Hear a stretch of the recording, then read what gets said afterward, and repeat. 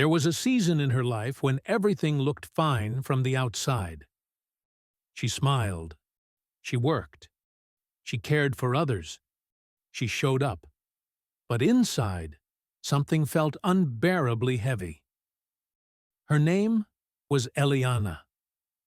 She was the kind of woman people leaned on. The one who listened late at night, who gave advice, who carried responsibilities quietly and rarely asked for help. She believed in God. She prayed. She tried to live rightly. And yet, she felt tired in a way sleep could not fix. Not the kind of tiredness that comes from doing too much in one day, but the kind that settles deep in the soul. The kind that whispers, "You are alone in this." Eliana often wondered when it began. Perhaps when she learned to be strong too early.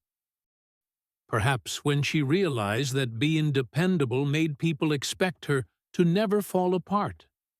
Or perhaps when she started believing that her worth was measured by how much she could endure without breaking. At night, when the house was quiet, her thoughts became loud. She would pray, but her prayers felt different now. Not desperate, not angry, just empty. "God," she would whisper, "I don't even know what to ask for anymore." And heaven felt silent. In her mind, questions repeated themselves gently but persistently. Why am I still here? Why do I feel unseen? Why does everyone else seem to move forward while I feel stuck? She did not doubt God's existence. She doubted His nearness. One evening, after a long day of being everything for everyone else, Eliana sat alone by the window. The city lights flickered in the distance. She felt the familiar pressure in her chest, the quiet ache of holding too much for too long. She opened an old Bible that had belonged to her grandmother. The pages were worn, the margins filled with notes written in a careful, patient hand. Eliana did not search for a verse. She simply let the book fall open. Her eyes rested on words she had read many times before, but never truly heard.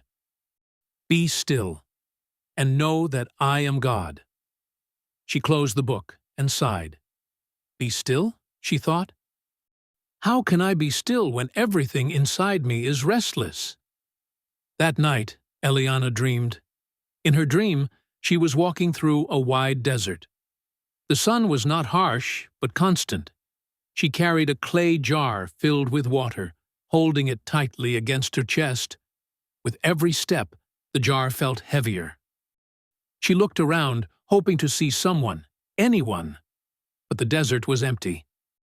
Eventually, her arms began to shake. She sat down and placed the jar beside her. As she did, a small crack appeared in the clay. Water began to leak slowly into the sand. "No," she whispered. "I need this." She tried to stop the crack with her hands, but the more she pressed, the faster the water escaped.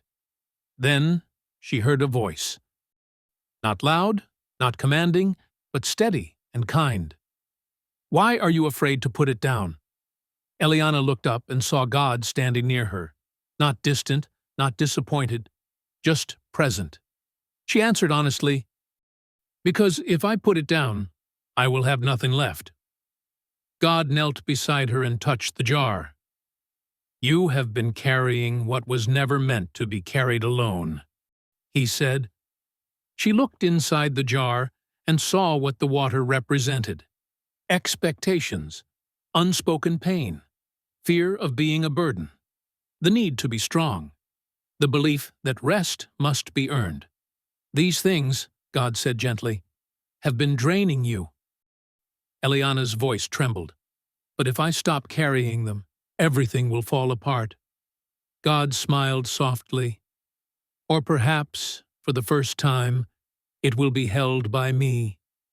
He took the jar from her hands and placed it on the ground. The remaining water poured out, soaking the desert floor.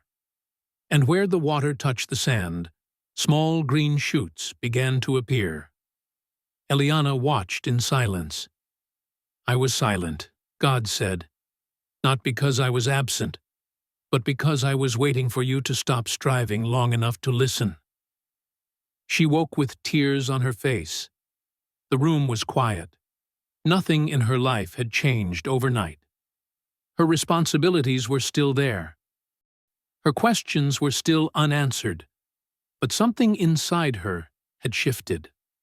That day, Eliana began to notice how often she ignored her own limits, how often she said yes when her soul whispered no, how often she believed rest was weakness and silence was failure. She began to pray differently, not longer, not louder, but more honestly. God, she said, I am tired. I need you to carry what I cannot. And slowly, she learned something deeply psychological and deeply biblical at the same time. That exhaustion is not a spiritual flaw. That sensitivity is not a weakness. That being overwhelmed does not mean being unfaithful. She learned that many women burn out not because they lack faith, but because they try to be everything instead of trusting God to be enough. Eliana began setting small boundaries. She rested without guilt. She allowed herself to be human. And in doing so, she felt closer to God than she had in years. Because she finally understood, God does not ask women to be endlessly strong. He asks them to be honest. He does not measure devotion by suffering. He measures it by trust. And sometimes, when God seems silent, He is not withdrawing. He is inviting the tired heart to stop performing, inviting the weary soul to rest, inviting the woman who carries too much to finally put the jar down. And blessed is the woman who learns that she does not have to hold everything together, because God already is.